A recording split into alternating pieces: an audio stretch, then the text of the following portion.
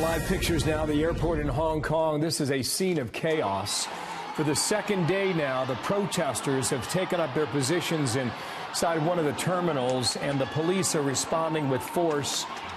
Last night and again today, as we get the information here, second day now that the airport has essentially been shut down, flights diverted. The government in Beijing highly concerned about the growing protests that have been underway in Hong Kong for about a month's time. It initially began, as we recall, the protests against this law that could have been initiated for prosecution out of Hong Kong back into mainland China.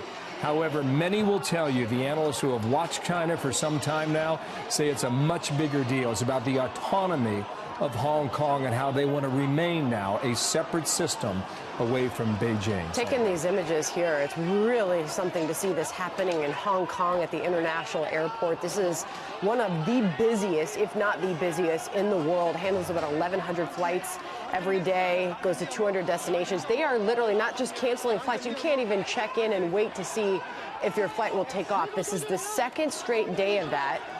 And you can see these protests building there, Bill. They're blocking police buses that are outside of the airports.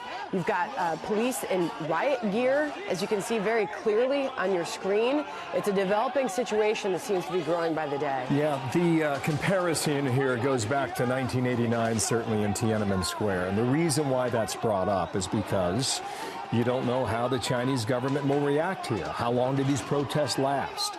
At what point do they really step on the gas and make a move against these protesters? Late last night, Sandra, there was some video going out online, and it was some pretty fierce stuff. These were violent clashes, up and down escalators with police taking people, 4 and 5 officers per protester, being rather aggressive. I think that's a bit of an understatement if you watch some of the video. And they're back at it again today. The word at the airport is that early Tuesday evening, check-in services for departing flights suspended. Other departing flights had been completed. This is a major international airport, the Hong Kong. Flights were able to depart and land a bit earlier today, a day after more than 200 had been canceled there. So Greg Palcott watching this story along with us to bring us updated on what we're dealing with here now. Greg, hello to you in London.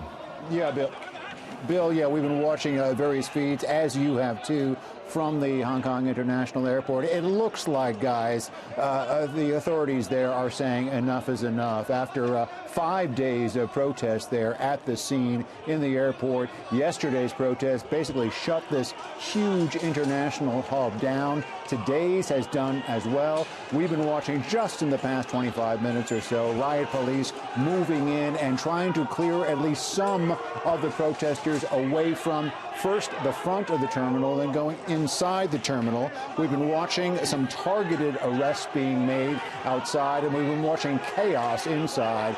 Yesterday, there was about 5,000 protesters inside. It seemed like the number had built up to that as well. Yesterday, some 200 flights were canceled. Today, at least 100 flights were canceled. The rioters and activists who have been busy for the past 10 weeks protesting for more democratic reforms, better control of this territory, which is now basically run by China, the former British colony. It, in fact, has broadened to call for a variety of measures. It only started with a demand to drop a planned extradition bill. It started in the hundreds and then thousands, built to several million. A couple of times when we were out in Hong Kong, we saw tens of thousands out in the street. Now it's gotten quite violent and quite targeted. The protesters, Bill, basically have found that the soft underbelly of the Hong Kong government, and that is its international business status. They blocked highways, they blocked business areas, but now they're getting to this airport, which is absolutely at the core of things. Earlier today, Bill, we heard from the Beijing-backed Hong Kong chief executive, Carrie Lam. She ratcheted up her rhetoric. She said this is a dangerous situation. She is saying, and this is a quote from her, more violence will push Hong Kong down a path of no return. And there's no word on any concessions being made by her, by the Beijing-backed authorities, which is what all the protesters are about.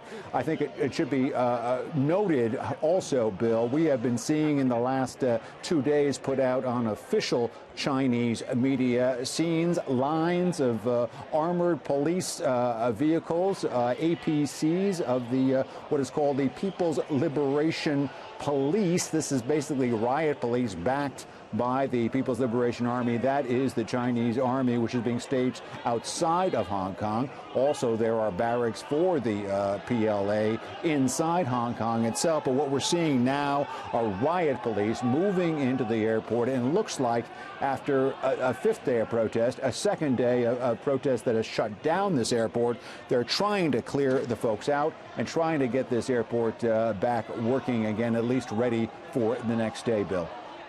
But no sign yet. Greg, this is Sandra here. No sign yet of any activity at the airport. We know that some of the protesters were collecting baggage carts and stringing them together. Those protesters were to block those police from coming in. We're still getting word that there are buses of police in riot gear getting dropped off at this airport as the flight cancellations continue. The central government in Beijing has characterized this movement as something approaching terrorism. We know that poses what they called an existential threat to the local citizens there. Greg, is there any idea of police ability to get things back on track here? You think about the amount of business and tourism flow through this huge international airport. What is the latest that you're hearing on operations being able to get back online? Well, Sandra, that is the big question.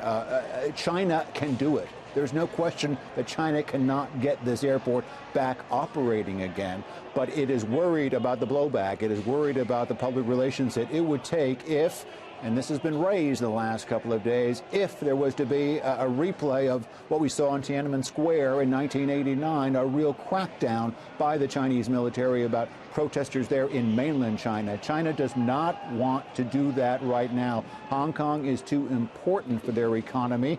China's economy is booming right now, but Hong Kong still plays a critical role to funnel money in to the companies and to the government to keep their economy booming. And of course, this comes at a time of real trade tensions, economic tensions with the United States. To that point, in the past 24 hours, we've been monitoring what Washington has been saying, and they are very concerned about exactly the sort of things we've been seeing here today. That is, violence breaking out. The White House called for all sides to restrain themselves. The State Department in the past 24 hours has said that, in fact, they defend the right of the protesters, their freedom of speech right and their freedom of peaceful assembly right. Right now, we're not seeing a lot of peaceful assembly at this point of time.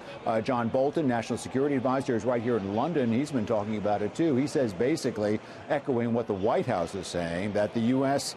in no way is backing any of this protest. In fact, President Trump has said this is a matter between Beijing and the Hong Kong people and authorities, but they certainly don't want this thing to get out of hand as well. So Washington watching very carefully. There's a lot at stake here on all sides, Sandra. Greg, as we watch these riot police, they're geared up. It's clear from that image. A moment ago, you said you saw thousands in central Hong Kong. I believe at one point you may have said tens of thousands. Do you know what the number is at the airport of protesters so far this week? That's the first question. And secondly, even if you rat out the protesters at the airport, they will go elsewhere in Hong Kong. Where would they go back to? Essentially, if you get them out of the airport, this is not over, is it?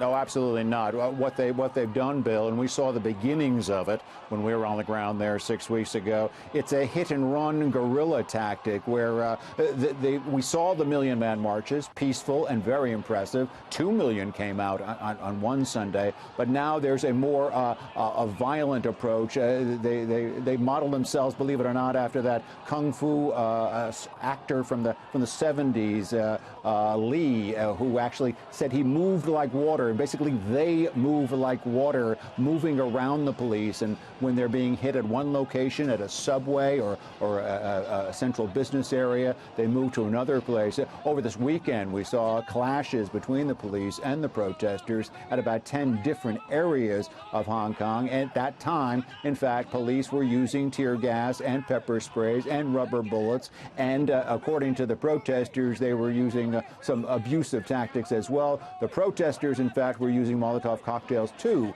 So on both sides, the tensions are ratcheting up. But again, this is an economic, strategic strike that we're seeing right now, right at this very important Hong Kong airport, Bill. Greg, thank you. Police arresting 700 since early June, say they've infiltrated the ranks of the demonstrators.